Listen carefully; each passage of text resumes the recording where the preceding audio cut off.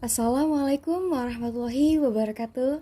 Kenalin, saya Bella Amanda Isoyudi dengan NPM 20140510026 dari Teknologi Hasil Pertanian Universitas Lampung.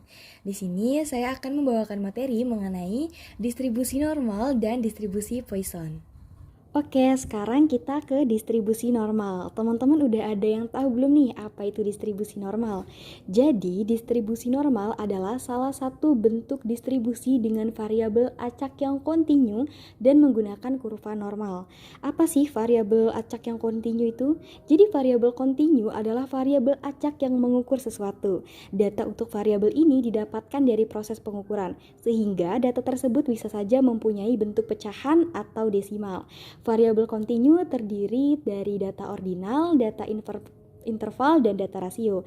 Jadi data variabel kontinu itu bisa dapat dari data-data tersebut. Nah, jenis variabel ini yang akan membedakan antara distribusi normal dan distribusi Poisson. Karena kalau di distribusi normal ini menggunakan variabel yang kontinu. Sedangkan di distribusi Poisson itu menggunakan variabel diskrit. Ya, kenapa kontinu tadi? Karena ini variabel acak yang mengukur sesuatu. Nah, selanjutnya adalah tadi sudah disinggung mengenai kurva normal atau biasanya juga disebut kurva Gauss atau kurva lonceng. Jadi apa sih kurva normal itu? Jadi kurva normal itu adalah distribusi data yang dianggap merata. Kenapa merata? Karena rata-rata sama dengan median sama dengan modus. Nah, berikut ada nih sifat-sifat kurva normal. Jadi yang pertama adalah kurva selalu berada di atas sumbu X. Setiap kita melihat kurva normal itu pasti selalu berada di atas sumbu X. Yang berbentuk seperti lonceng itu selalu berada di atas sumbu X karena itu memang sudah sifatnya. Nggak ada kurva normal yang melengkungnya itu di bawah sumbu X. Nah, berarti itu bukan kurva normal ya kalau misalkan di bawah sumbu X. Terus yang selanjutnya adalah bentuknya simetris. Loh, kenapa simetris? Karena rata-rata sama dengan median sama dengan modus. Nah, rata-rata sama dengan median sama dengan modus ini berpusat di tengah sehingga simetris antara kanan dan kiri itu sama. Selanjutnya adalah memiliki asimtot datar sumbu X. Seperti yang udah dijelaskan tadi, kurva normal itu selalu di atas sumbu X.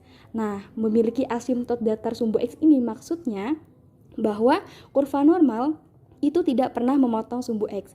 Semakin ke kanan ataupun semakin ke kiri, kurva normal tidak pernah memotong sumbu X. Ia hanya mendekati. Sehingga di situ tandanya adalah tak hingga plus, yang sebelah kanan dan yang sebelah kiri adalah tak hingga min. Karena ia tidak akan pernah memotong sumbu X. Sehingga disebut dengan memiliki asimtot datar sumbu X. Lalu sifat yang keempat yaitu luas di bawah kurva adalah 1, sehingga sebelah kanan 0,5 dan sebelah kiri 0,5. Loh, mengapa demikian? Karena seperti yang udah dijelaskan tadi, sifat nomor 2 yaitu bentuknya simetris karena rata-rata sama dengan median sama dengan modus yang berpusat di tengah itu tadi. Nah, kita asumsikan bahwa kurva normal ini memiliki nilai 1, sehingga ketika dipotong itu nilai kanan dan nilai kiri itu sama, yaitu 0,5, sama-sama 0,5. Nah, selanjutnya rumus nih. Ketika kita mendapatkan soal tentang distribusi normal, itu turunan rumus yang sering digunakan adalah ini rumus yang sudah diturunkan ya teman-teman. Jadi rumusnya adalah Z sama dengan X min mu per T. Jadi Z itu adalah nilai standar yang akan kita cari mengenai distribusi normal ini. Nah, yang X itu nilai variabel random. Nah, yang mu itu rata-rata distribusi. Biasanya kan kalau di soal itu ada rata-ratanya. Nah, rata-rata ini adalah mu-nya dan selanjutnya adalah tuh simpangan baku. Nah, biasanya di soal tuh sudah dijelaskan atau sudah disebutkan dengan jelas bahwa simpangan bakunya itu berapa. Atau kalau misalkan belum ada, kita bisa cari menggunakan data-data yang telah disajikan gitu. Untuk lebih jelasnya, mungkin kita bisa sama-sama untuk bahas contoh soalnya ya. Kita masuk ke soal pertama, distribusi normal ya. Jadi soalnya adalah, dalam suatu ujian terdapat 300 mahasiswa dengan rata-rata dari hasil ujian yaitu 70. Serta simpangan bakwa hasil ujian tersebut adalah 10. Jika data nilai hasil ujian berdistribusi normal, maka berapa persen mahasiswa yang mendapat nilai A dengan syarat untuk mendapat nilai A jika nilai lebih besar dari 85. Nah, langsung aja ke penyelesaiannya. Jadi udah diketahuin tuh. Tadi X-nya adalah 80 atau syarat untuk bisa mendapat nilai A adalah 80. Nah, itu jadi X-nya. Selanjutnya adalah rata-rata atau mu. Sudah disebutkan tadi rata-ratanya adalah 70 dan to-nya atau simpangan bakunya adalah 10. Nah, langsung aja kita masukin ke rumus yang tadi sudah kita bahas, yaitu Z sama dengan X min mu per to. Jadi langsung aja 85 dikurang 70 per 10. Nah, hasilnya nilai Z-nya adalah 1,5.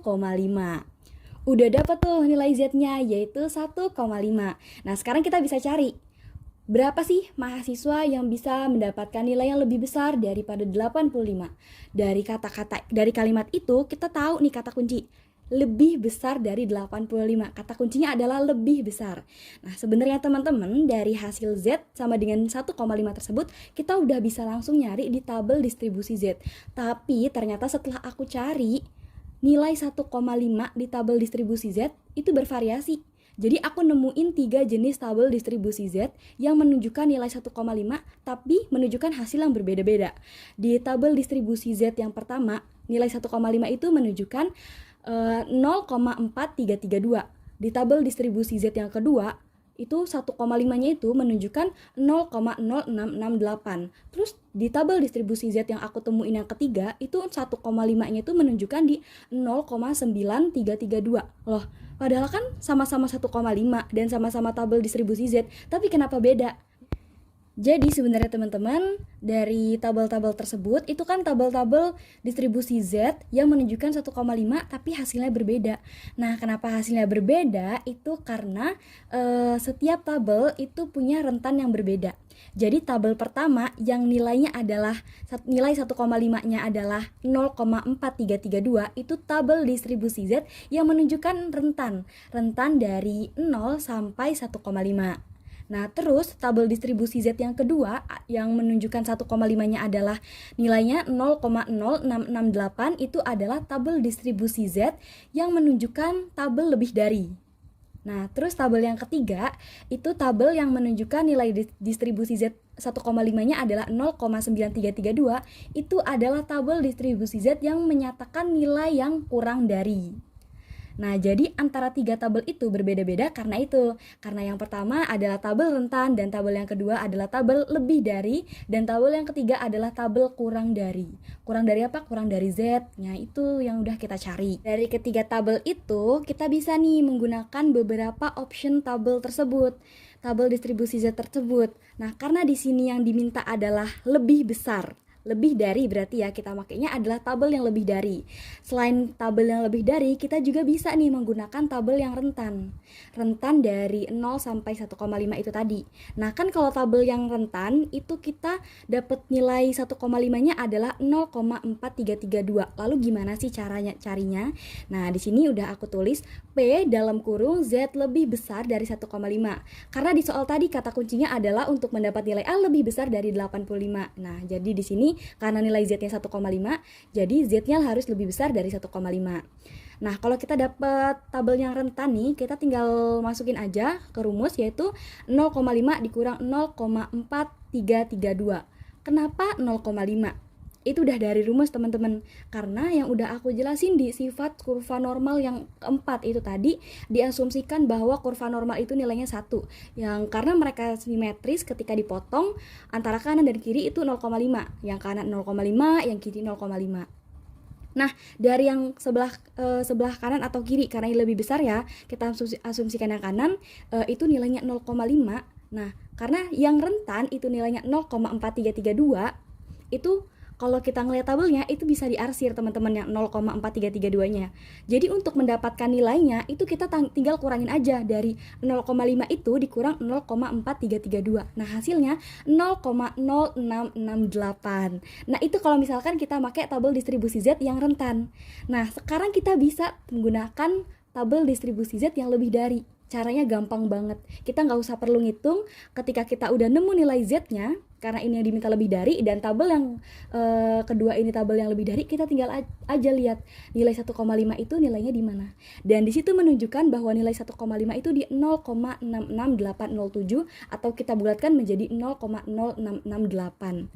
Jadi Hasilnya adalah 0,0668. Jadi bisa pakai rentan atau bisa pakai tabel yang lebih dari. Nah, jadi dari soal ini kita bisa menyimpulkan bahwa jadi terdapat 6,68% mahasiswa yang mendapat nilai A. Gitu. Jadi kan 6,68% itu kan hasilnya 0,668. Jadi di sini kita pakainya persen, teman-teman. Jadi hasilnya 6,68%. Oke, kita ke contoh soal distribusi normal yang kedua, yaitu soalnya misalkan berat bayi yang baru lahir rata-ratanya adalah 3.750 gram dengan simpangan baku 325 gram. Jika berat bayi didistribusi normal, maka tentukan berapa persen bayi yang beratnya kurang dari 3.500 gram. Nah, teman-teman, di sini kita dapat kata kunci lagi, yaitu kurang dari. Langsung aja kita kerjakan soalnya, yaitu diketahui X-nya atau bayi yang mau kita cari yang beratnya adalah kurang dari 3.500 gram. Jadi X-nya 3.500 gram. Selanjutnya rata-rata atau mu-nya 3.750 gram dan simpangan bakunya atau to-nya 325 gram. Nah, langsung kita jawab menggunakan rumus. Jadi P dalam kurung Z kurang dari Z1. Jadi Z sama dengan X min mu per to. Kita masukin aja angka-angkanya. Jadi Z sama dengan 3.500 dikurang 3.750 per 325. Hasilnya adalah min 0,77. Nah, ini sama aja kayak contoh soal yang pertama tadi. Jadi di sini bakal ada tabel rentan dan tabel kurang dari ataupun tabel lebih dari. Jadi kita bisa menggunakan dengan perhitungan yang sama seperti yang di contoh soal yang nomor 1. Nah, tapi untuk memudahkannya kita pakai saja langsung tabel yang kurang dari, karena di soalnya kata kuncinya kurang dari. Nah, jadi di sini nilai dari Z min 0,77 itu adalah 0,2206. Nah, jadi di sini kita ubah ke persen aja ya, teman-teman. Jadi 0,2206 dikali 100%, jadi hasilnya 22,06%. Jadi kesimpulannya terdapat 22,06% dari bayi yang beratnya kurang dari 3.500 gram. Oke, sekarang kita lanjut ke distribusi Poisson. Jadi apa sih distribusi Poisson itu? Distribusi Poisson adalah distribusi probabilitas diskrit yang menyatakan peluang jumlah peristiwa yang terjadi pada periode waktu tertentu apabila rata-rata kejadian tersebut diketahui dan dalam waktu yang saling bebas sejak kejadian terakhir. Nah, tadi kan sudah dijelaskan di distribusi normal. Kalau distribusi normal adalah variabel kontinu, kalau distribusi Poisson adalah variabel diskrit. Apa sih variabel diskrit itu? Jadi variabel diskrit adalah variabel di mana nilainya dapat diperoleh dengan menghitung. Variabel diskrit itu dapat terdiri dari data nominal dan bilangan bulat. Nah, selanjutnya adalah distribusi Poisson memiliki ciri-ciri, yaitu banyaknya percobaan yang terjadi dalam suatu selang waktu atau suatu daerah tertentu. Selanjutnya, percobaan bersifat acak dan tidak tergantung pada banyaknya hasil percobaan yang terjadi pada selang waktu. Nah, rumusnya adalah Fx sama dengan E pangkat min mu dikali mu pangkat X per X faktorial, di mana X itu bisa dimulai dari 0,1,2 atau 1,2 atau 3 dan selanjutnya, yaitu bilangan bulat ya.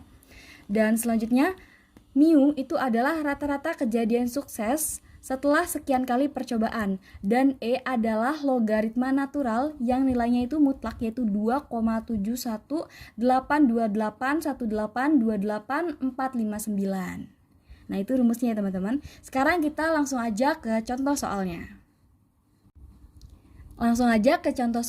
Yaitu diberikan jumlah komplain nasabah terhadap pelayanan bank XYZ. Di hari pertama, jumlah yang komplain adalah 5, hari kedua yaitu 6, dan hari ketiga yaitu jumlah komplainnya adalah 7. Berapa peluang di satu hari bank tersebut akan mendapatkan komplain dari 4 orang nasabahnya? Nah, jadi di situ dari soal kita dapat ketahui bahwa X-nya adalah 4, atau yang komplain orang yang akan kita cari, yaitu 4 orang nasabah. Jadi X-nya adalah 4. Selanjutnya mu atau rata-rata. Nah, jadi kita hitung rata-ratanya dari hari pertama, hari kedua, dan hari ketiga. Jadi 5 ditambah 6 ditambah 7 per 3 itu menghasilkan rata-rata, yaitu 6. Selanjutnya langsung kita jawab dan masukkan ke rumus, yaitu fx sama dengan E pangkat min mu dikali mu pangkat X per X faktorial. Nah, tadi E-nya itu pangkat min 6 karena tadi mu-nya adalah 6. Nah, karena mu-nya 6 jadi E pangkat min 6 dikali 6 pangkat 4 per 4 faktorial. Nah, setelah kita hitung dari hasil tersebut, tadi kan nilai E-nya itu kan 2, sekian ya teman-teman. Jadi setelah kita hitung nilainya adalah 0,134. Jadi peluang di suatu hari bank tersebut mendapat komplain dari 4 orang nasabahnya adalah 0,134. Mudah kan? Oke, sekian teman-teman yang bisa aku sampaikan tentang distribusi normal dan distribusi Poisson. Correct me if I'm wrong. Makasih. Assalamualaikum warahmatullahi wabarakatuh.